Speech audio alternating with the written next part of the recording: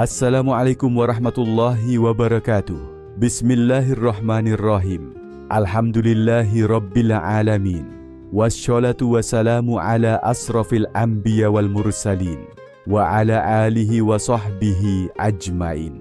Segala puji bagi Allah yang Maha Pengasih dan Maha Penyayang, yang telah melimpahkan rahmat dan nikmat yang tak terhingga kepada kita semua.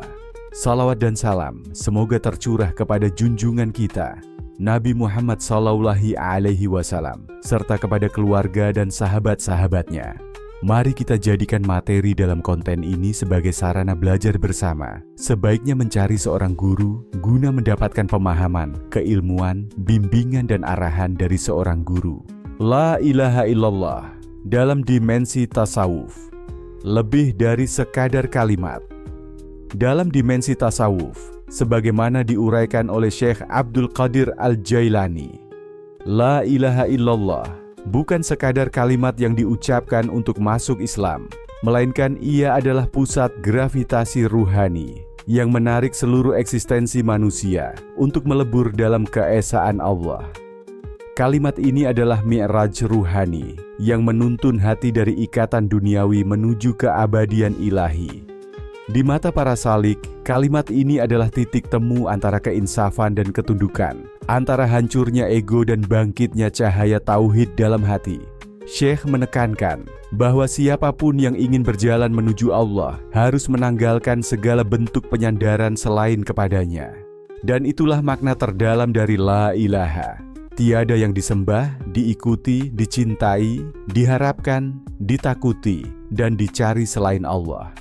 Ia adalah penyangkalan total terhadap semua ketuhanan batil, baik yang bersifat eksternal, berhala dunia, maupun internal, nafsu, ego, amal, bahkan kesadaran spiritual itu sendiri. Kalimat ini bukan hanya menuntut keyakinan akal, tetapi menuntut perubahan eksistensial. Ia meminta agar seluruh aspek kehidupan seorang hamba tunduk hanya kepada satu pusat, Allah. Maka Syekh menyebut bahwa kalimat ini tidak bisa hidup dalam hati yang masih terikat kepada dunia. Ia harus dibersihkan melalui zuhud, mujahadah dan fana, agar bisa menjadi hidup dan mengalir dalam diri. Hanya hati yang telah disucikan, yang bisa benar-benar mendengar gema kalimat ini di kedalaman dirinya. Kalimat ini juga bukan hanya pernyataan teologis, melainkan adalah pengalaman batin yang terus berulang. Dalam tiap tarikan napas, seorang salik diperintahkan untuk memurnikan pandangannya. Siapa sebenarnya yang patut disembah? Siapa sebenarnya yang mengatur hidup? Siapa yang layak dicinta tanpa syarat? Dan jawabannya harus selalu, Illa Allah. Firman Allah dalam surah Al-Mu'minun ayat 115. Afahasibtum annama khalaqnakum abatsaw wa annakum ilaina la turja'un. Apakah kamu mengira bahwa kami menciptakan kamu secara main-main dan bahwa kamu tidak akan dikembalikan kepada kami? Ayat ini mengingatkan bahwa kehidupan bukan permainan dan jalan menujunya dimulai dari kesadaran yang total akan tauhid sejati. Tafsir spiritualnya diturunkan per kata. Dalam pendekatan tasawuf, Syekh Abdul Qadir Al-Jailani mengajak kita untuk tidak hanya melafalkan La ilaha illallah, tetapi merenungi kedalaman tiap katanya secara spiritual. Bagi beliau, tiap kata adalah gerbang menuju penyaksian yang lebih tinggi terhadap Allah dan penghapusan terhadap diri. La adalah penyangkalan mutlak. Ia bukan hanya penolakan rasional terhadap Tuhan-Tuhan palsu, tetapi juga penolakan batin terhadap seluruh sandaran selain Allah, dunia, kekuasaan, pujian, bahkan amal. Seorang salik sejati harus berdiri di hadapan hatinya sendiri dan berkata, La, aku menolak menyembah apapun selain Engkau, ya Allah. Kata ini menandai permulaan tazkiyat al-nafs, pembersihan diri dari semua ilusi kekuatan, termasuk ilusi ego. Ilaha dalam struktur kalimat ini menunjukkan objek sesembahan secara umum, segala yang diposisikan sebagai pusat cinta, takut, dan penghambaan. Dalam kehidupan manusia modern, ilaha bisa berarti uang, jabatan, popularitas, atau bahkan diri sendiri. Syekh Abdul Qadir menjelaskan bahwa banyak orang menyangka telah bertauhid, padahal dalam hatinya masih penuh dengan sesembahan-sesembahan halus yang tersembunyi dalam niat dan motivasi. Maka, kata ilaha adalah cermin yang mengungkapkan seluruh berhala hati. Ilah adalah pengecualian total, yaitu titik balik dari penafian menuju pengakuan. Disinilah Salik mulai menapaki jalan tauhid sejati. Setelah menolak seluruh sesembahan, ia sampai pada pintu. Hanya satu yang berhak disembah, hanya satu yang abadi, hanya satu yang memiliki segalanya, yaitu Allah. Ilah adalah suara kerinduan ruhani yang menggiring kita untuk tidak menggantungkan apapun kepada makhluk, karena semuanya akan musnah, sementara hanya Dia yang kekal. Allah adalah puncak penyaksian. Nama ini menghimpun seluruh sifat-sifat kesempurnaan dan menjadi tujuan seluruh perjalanan ruhani. Menurut Syekh Abdul Qadir, ketika seorang hamba benar-benar menyebut Allah setelah melalui la ilaha, maka ia tidak sedang berbicara, ia sedang menyaksikan. Ini bukan kata, ini adalah kehadiran, ini bukan bunyi, ini adalah hakikat. Dan pada tahap ini, kalimat tauhid tidak lagi dilafalkan oleh lisan, tetapi berdetak dalam jantung ruhani. Dengan menurunkan kalimat ini per kata, Syekh ingin menuntun kita bahwa tauhid bukan proses sekali jadi, melainkan pendakian. Kalimat ini adalah zikir yang membersihkan hati lapis demi lapis, hingga tinggal Dia dan hanya Dia.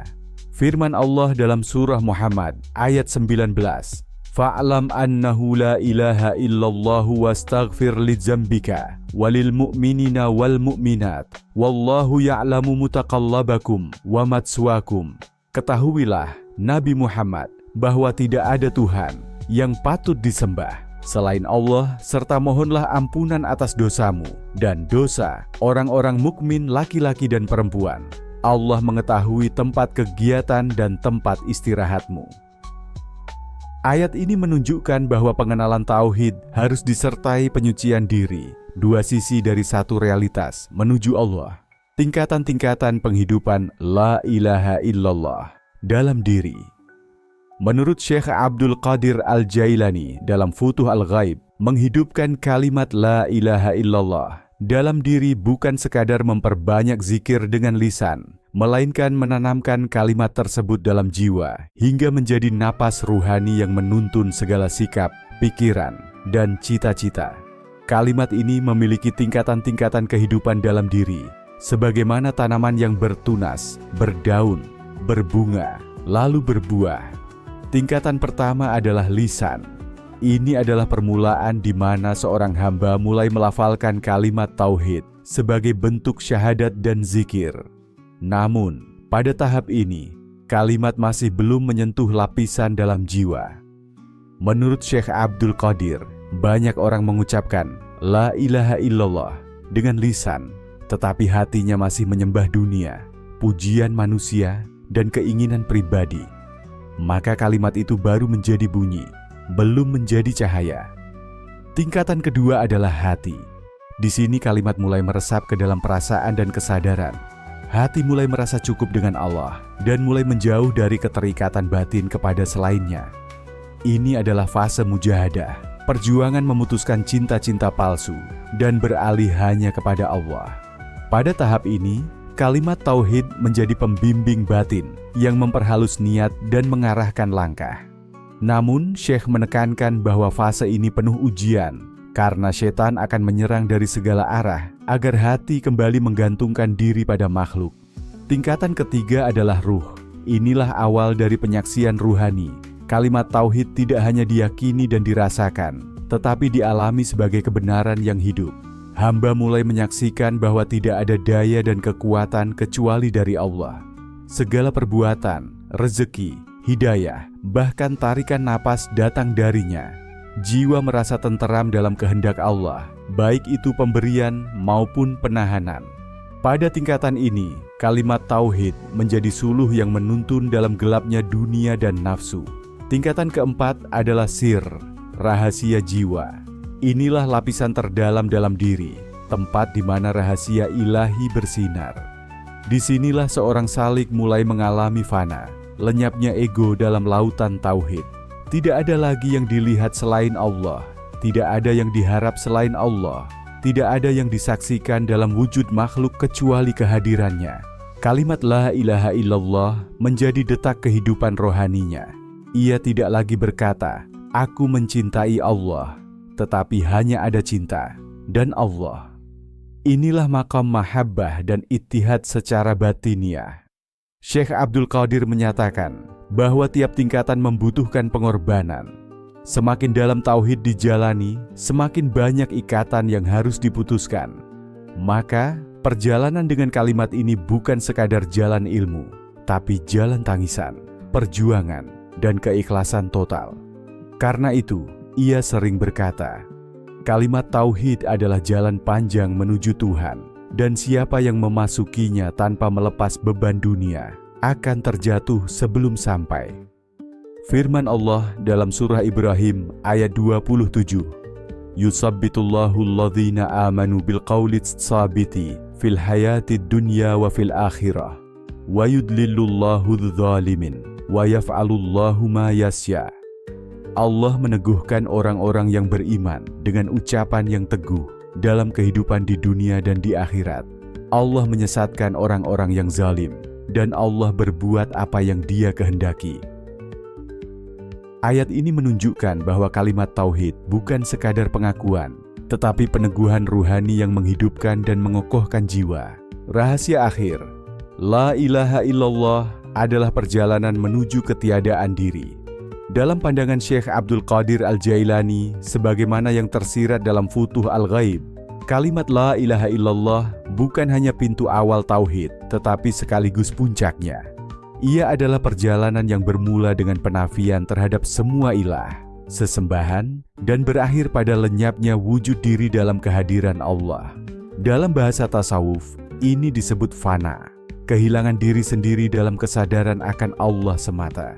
Rahasia akhir kalimat tauhid ini tidak terletak pada bunyinya, tetapi pada makna yang membakar eksistensi palsu dari aku.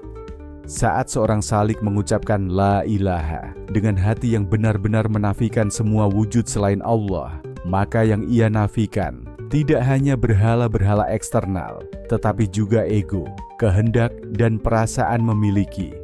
Inilah tahapan fana al-iradah, lenyapnya kehendak pribadi dan tunduk sepenuhnya kepada kehendak Allah. Kemudian ia melangkah menuju ilallah dengan cinta dan kerinduan yang murni. Pada titik ini, ia tidak lagi mengatakan, "Aku mencintai Allah karena aku telah tiada." Yang ada hanya Allah, dan kehendaknya menjadi satu-satunya arah. Disinilah kalimat tauhid menjadi jembatan menuju baqa' billah, kelanggengan bersama Allah dalam makna ruhani, bukan fisik. Hamba yang fana tidak musnah secara wujud, tetapi wujud dirinya ditelan oleh kesadaran total akan Allah. Ia berbicara dengan izin Allah, berjalan dengan cahaya Allah, dan hidup sepenuhnya karena Allah. Syekh Abdul Qadir menyebut kondisi ini sebagai makam tertinggi seorang arif billah. Ia tidak terjebak dalam keakuan spiritual, tidak mengklaim kesucian diri, tidak merasa lebih dari yang lain. Justru sebaliknya, semakin dekat kepada Allah, semakin hancur dirinya dalam kerendahan dan penghambaan. Ia menjadi seperti debu yang ditiup angin perintahnya. Ia telah sampai pada hakikat ubudiyah murni, di mana tiada lagi sandaran selain Allah, tiada lagi harapan kecuali padanya. Kalimat la ilaha illallah dalam rahasia akhirnya bukan sekadar afirmasi teologis, tapi adalah proses fana yang menuntun kepada hakikat Allah sebagai satu-satunya wujud yang hak. Ia adalah revolusi ruhani, di mana jiwa tidak lagi melihat selain Allah. Inilah buah dari zikir yang terus-menerus, tafakur yang dalam, dan kerinduan yang tak terputus kepada wajahnya yang maha indah. Syekh berkata, engkau tidak akan sampai kepadanya hingga engkau tiada di hadapan dirimu sendiri. Maka hilangkanlah akumu dan tegakkan hanya Dia di dalam dadamu. Inilah rahasia dari la ilaha illallah, bukan sekadar ucapan, tapi jalan untuk hancur dalam cinta, lalu hidup kembali dalam cahayanya. Firman Allah dalam surah An-Najm ayat 32, "Fala tuzaku anfusakum, huwa a'lamu bimanittaqa." Dan janganlah kamu mengatakan tentang dirimu sendiri bahwa kamu telah disucikan. Dialah yang paling mengetahui siapa yang bertakwa. Hadis. Barang siapa yang akhir perkataannya sebelum wafat adalah La ilaha illallah, maka ia akan masuk surga. Aur Abu Dawud. Namun dalam dimensi tasawuf, hadis ini tak sekadar bicara tentang ucapan lisan, tapi kondisi ruhani terakhir seseorang. Apakah ia telah benar-benar fana dalam tauhid dan tidak lagi menyembah apapun selain Allah dalam seluruh hidup dan matinya? Kalimat La ilaha illallah dalam pandangan tasawuf bukanlah sekadar lafaz tauhid yang diucapkan di lisan, melainkan sebuah jalan ruhani yang panjang, berat, dan agung. Syekh Abdul Qadir Al-Jailani menyingkap bahwa setiap huruf dari kalimat ini adalah anak tangga menuju Allah. Dan setiap tingkatan membawa seorang salik, penempuh jalan spiritual, lebih dalam ke kedalaman makna ilahiyah. Diawali dari pemahaman zahir, tiada sesembahan selain Allah. Kalimat ini menuntut seseorang menafikan segala yang disembah selain Dia, termasuk hawa nafsu, dunia, jabatan, dan ego diri. Namun penafian ini bukan hanya konsep, melainkan harus dihidupkan dalam jiwa, hati, ruh, hingga sir. Melalui perjalanan spiritual inilah seorang hamba perlahan melewati tingkatan lisan, hati, ruh, hingga fana dan baka. Pada akhirnya, hamba tidak lagi melihat wujud dirinya sebagai pusat eksistensi, melainkan menyadari bahwa hanya Allah lah yang hak. Puncak dari makna kalimat ini adalah penghancuran ego spiritual dan penyaksian mutlak terhadap keesaan Allah dalam setiap denyut kehidupan. Kalimat La ilaha illallah menjadi pintu lenyapnya diri, fana, dan kelanggengan bersama Allah, baqa, di mana seorang hamba hidup tanpa diri, bertindak tanpa kehendak pribadi, dan mencintai tanpa batas, karena hanya Allah yang dicintai dan dilihat. Tauhid, dalam hakikatnya menurut Syekh Abdul Qadir Al-Jailani, bukan sekadar akidah, tetapi perjalanan hancurnya makhluk dalam kehadiran Khalik, dan musnahnya kehendak pribadi dalam samudra kehendak Allah. Inilah makna tertinggi dari pengucapan La ilaha illallah. Ia adalah jalan kematian diri dan kelahiran kembali dalam cahaya Tuhan. Wallahu a'lam bisyawab. Demikian penjelasan tentang La ilaha illallah dalam dimensi tasawuf. Meninggalkan dunia untuk akhirat dalam kitab Futuh Al-Ghaib, Syekh Abdul Qadir Al-Jailani. Semoga apa yang disampaikan tadi dapat memberi manfaat dan kebaikan bagi kita semua, amin. Semoga Allah Subhanahu wa Ta'ala menuntun kita menuju jalan yang diridhoinya. Akhirul kalam. Wassalamualaikum warahmatullahi wabarakatuh.